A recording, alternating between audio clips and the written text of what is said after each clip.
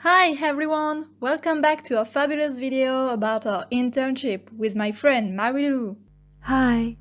Today we will talk about my subject, but before we begin, I wanted to remind you some things about algae and photosynthesis. Photosynthesis. Yes. Calm down! So, what is an alga? Years of classification led to our current definition of algae. They are eukaryotic, oxygenic, photosynthetic organisms. We are not supposed to speak Klingon. Speak with simple words. Okay. Algae are organisms, big or small, with the ability to use light from the sun to transform CO2 and water in oxygen and molecules like glucose. All these things happen in chloroplasts, which are kind of bag which looks like a bean in cells and destined to do photosynthesis. This is oxygenic photosynthesis, in opposition to anoxygenic photosynthesis where no oxygen is produced. And explain the karyotic, please. I will! Just give me some time to do it. Eukaryote designates cells which have a nucleus, where DNA is stored. But when we say algae, we usually and wrongly include bacteria species called cyanobacteria, which are prokaryotic. They don't have a nucleus, and their DNA is free in the cell. Yes, this is a detail, but we think it is important. Cyanobacteria do photosynthesis, but are not really algae. So now you know what is an alga and what is photosynthesis. But question, how light is perceived by algae? Oh, I know. I know you know. I talk to my virtual public. Please stop interrupting me. Okay, but I do what I want. I am a Viking warrior. Light is perceived by pigments. Pigments which give color to things like your skin, the orange from the carrot, etc. And as long as there is photosynthesis, there are chlorophylls. Other pigments in algae can be present. They are called accessory pigments and are divided in three groups. Other types of chlorophylls, carotenoids, and phycobiliproteins. All these pigments increase the range of colors of light which can be absorbed and will help to convert more light energy to chemical energy. And all is done inside chloroplasts. You know, the bean in the cells. And inside the chloroplast, you have other beans called thylakoids. At the surface, they have some kind of satellite dishes where pigments are located. In a simple way, pigments in these satellite dishes take light particles, called photons, and transfer them to chlorophylls, which help to the conversion of energy. Now, second question, why is it useful to cultivate algae for pigments? Because they have other properties in addition of light harvesting, maybe? Correct! You want a sticker? Pigments can be used as colorants in food, they can bring health benefits or can be helpful for the creation of cosmetic products. And there are high-value products that can be sold at high prices. How much? How much what? The price of the pigments. How much? Say it. Up to tens of thousands of euros a kilogram of one pure pigment for some of them. Oh, we have to go collect seaweeds in the sea. Money. We are coming. It is not easy to extract them, but as you want.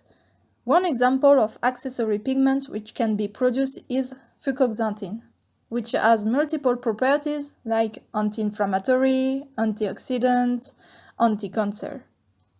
And it can also help to manage weight, especially for diabetic people. On the market, you can buy a supplement tablets as health complements.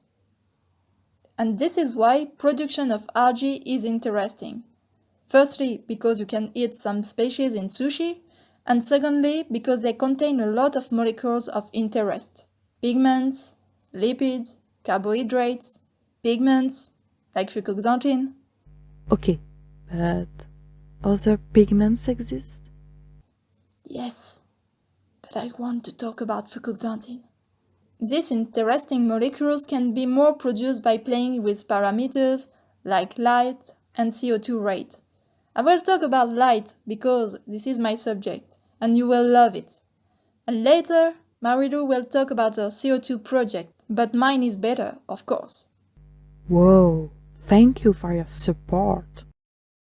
The idea of my project is to apply 3 different colors of light to see if I can increase the fucoxanthin content in Thyzochrysis lutea, which is such a cute microalga. Oh.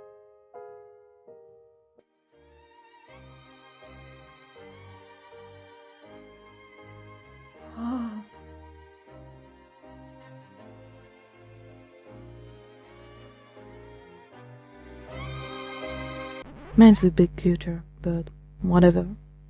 For the experiment, I received algae when they were still in an unconscious step. So I woke them up by putting them into a culture medium with all the nutrients they need to live. After 14 days, I put my algae in the new clean medium and this time with optimal light to force them to have babies. This is not the correct term for this process, Jeanne-Louise. It is not because we are scientists that we cannot explain things with good terms. For 14 days, again, my algae were making babies, and I was their mother. I was so happy to have them, to see them grow, and then I bring pure chaos. I separated them into 3 different groups, and I put them under 3 different colors of light or source: green, warm white, and cold white. Bam! And then I increased the intensity at a much higher level. And because I was afraid my algae were not stressed enough, I removed nitrogen with a new culture medium. Everything was done to stress my poor babies. Oh no, why am I here? Oh yes, the quantity of pigments is not constant in a cell, and their quantity increases when cells are under light stress, for example. That's why I create chaos. Excité, décorporé, diaboli! Nyeh. And I waited 7 days. After that, I took my samples to weight the dry biomass and to read absorbances, which allow me to determine the quantity of fucoxanthin using some scientific formula. And I compared the results between the different colors and the previous result I obtained during the culture step. This is the end of the video. Thank you for Wait, watching. That's it? No. In fact, all I said, it was in a perfect world. But we are in the real world, and my algae didn't really survive to the first step. It is not funny. I don't understand what happened. I put them in the culture medium, and the next few days, they disappeared. You know, science is a mystery. When I started to prepare the inoculum, the weather wasn't really good in France. It was cold and dark, and my species of algae doesn't really like these conditions. Moreover, I had problems with the culture medium. Not because of contamination, no, but because of the elements in the mediums, which reacted, maybe, together. Some aggregates appeared in the flask, and I could not prepare another medium because I didn't have all the elements in enough quantities. And I no longer had algae, so... You stole my algae and tried to cultivate them in different types of medium, even in crystalline water to see if it could work. Yes, I placed all my hope in crystalline water. When this video is released, I'm still experimenting to at least try to produce algae. So, no results for you today. What is it? A guinea pig. Why? I'm looking for a job in Peru to raise guinea pigs, just in case my algae don't grow this time. Whoa. Yes, now this is a real ending of this video. If you enjoyed it, please go see the next video about Marilu's project, which worked better than mine. My subject is better. Go see it. Just go. Goodbye. Goodbye.